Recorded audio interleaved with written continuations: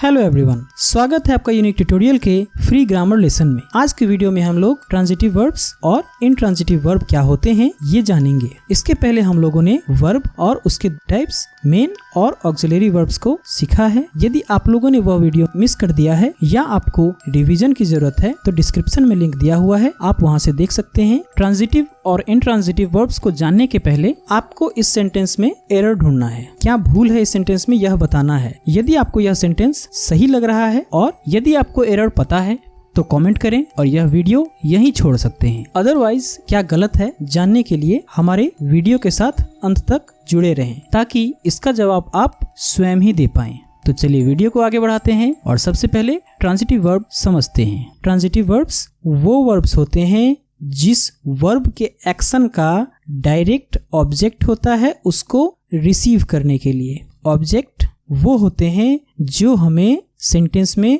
What, क्या, whom, किसको का जवाब देते हैं। कुछ सेंटेंस एग्जांपल्स लेते हैं। The man loves his daughter. इस सेंटेंस में मैन एक सब्जेक्ट है। सब्जेक्ट के द्वारा एक्शन किया गया है लव। यह जो एक्शन किया गया है सब्जेक्ट के द्वारा वह ऑब्जेक्ट के द्वारा डायरेक्ट रिसीव हो रहा है, इसीलिए यह एक ट्रांजिटिव वर्ब है। The teacher taught the students.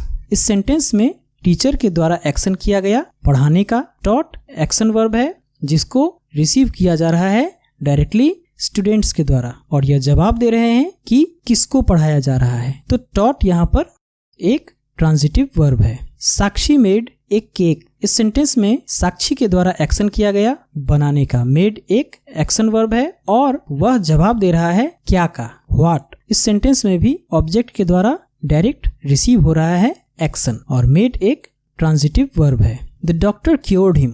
इस सेंटेंस में भी द डॉक्टर के द्वारा जो एक्शन किया गया वह ऑब्जेक्ट हिम के द्वारा रिसीव हो रहा है और यहाँ पर क्योर्ड भी एक ट्रांजिटिव वर्ब है। ट्रांजिटिव वर्ब के अंतर्गत कई सारे वर्ड ऐसे होते हैं जो कि प्योरली ट्रांजिटिव वर्ब ही होते हैं, जैसे bring, carry, climb, give, hit, make, take etcetera. ये सारे वर्ड्स जहां भी जिस भी सेंटेंस में रहेंगे उस सेंटेंस में इस वर्ब के एक्शन को रिसीव करने के लिए हमेशा कोई ना कोई ऑब्जेक्ट रहेगा ही, नहीं तो वह सेंटेंस का सेंस सटीक नहीं दे पाएगा, सेंटेंस को मीनिंगफुल नहीं कर पाएगा, सेंटेंस गलत हो जाएगा। चलिए अब देखते हैं इन ट्रांजिटिव वर्ब्स क्या होते हैं। इन ट्रांजिटिव वर्ब में action that doesn't have direct object to receive that action. कोई भी एक्शन किया गया और यदि उसका डायरेक्ट रिसीवर ऑब्जेक्ट के रूप में नहीं है तो वह एक इनट्रांजिटिव वर्ब है। चलिए कुछ सेंटेंस उदाहरण देखकर समझते हैं। Bharat runs fast. यहाँ पर सब्जेक्ट के द्वारा एक्शन किया गया दौड़ने का। रन्स यहाँ पर एक वर्ब है लेकिन उसको रिसीव नहीं किया जा रहा है किसी ऑब्जेक्ट के द्वारा। इस सेंटेंस में नहीं हमें व्हाट और नहीं हमें whom का आंसर मिल रहा है और फास्ट यहाँ पर एक एडवर्ब है जो कि रन जो वर्ब है उसको मॉडिफाई कर रहा है। यह उसके विषय में एक एडिशनल इंफॉर्मेशन दे रहा है। ये ऑब्जेक्ट नहीं है, इसलिए रन्स यहाँ पर एक इनट्रांजिटिव वर्ब है। सी वर्कड हार्ड। इस सेंटेंस में भी सब्जेक्ट के द्वारा जो एक्शन लिया गया उसका कोई डायरेक्ट रिसीवर नहीं है और हार्ड यहाँ पर एक एडवर्ब है क्योंकि यह वर्कड जो वर्ब है उसको मॉडिफाई कर रहा है, इसीलिए वर्कड यहाँ पर एक इनट्रांजिटिव वर्ब है। He goes to school.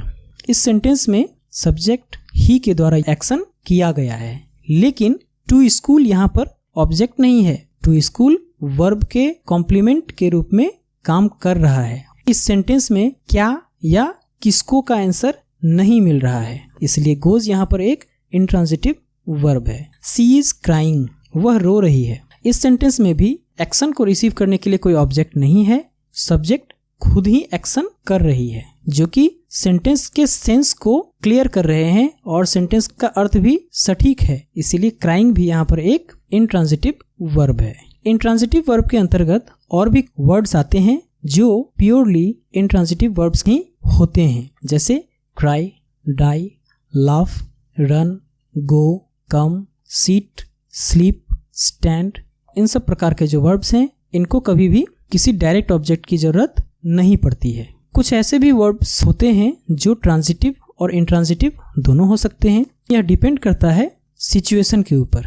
जो वह ट्रांजिटिव होगा ना कि इंट्रांजिटिव होगा। जैसे रिशिता स्पीक्स टू लाउडली, यहाँ पर कोई डायरेक्ट ऑब्जेक्ट वर्ब को रिसीव करने के लिए नहीं है। वहीं दूसरे सेंटेंस में रिशिता स्पीक्स द ट्रूथ, इस सेंटेंस में द ट्रूथ एक ऑब्जेक्ट हुआ जो कि स्पीक जो वर्ब है उसको रिसीव कर रहा है। रिशिता क्या बोलती है? सच बोलती है। इस सेंटेंस में स्पीक एक इंट्रांजिटिव वर्ब हो गया, लेकिन दूसरे सेंटेंस में स्पीक्स ट्रांजिटिव वर्ब है। चलिए और सेंटेंस लेते हैं। ही इज प्लेइंग, यहाँ पर प्लेइंग एक इंट्रांजिटिव वर्ब है क्योंकि यहाँ पर कोई भी ऑब्जेक्ट उसके साथ नहीं है। वहीं दूसरे sentence he is playing football, इस सेंटेंस में एक रिसीवर फुटबॉल है, वह क्या खेल रहा है? फुटबॉल खेल रहा है। एक में ऑब्जेक्ट रिसीव कर रहा है एक्शन को और दूसरे में ऑब्जेक्ट ही नहीं है, तो जहां पर ऑब्जेक्ट नहीं है वह हो गया इंट्रांजिटिव और जहां पर ऑब्जेक्ट रिसीव करने के लिए है वह हो गया ट्रांजिटिव वर्ब।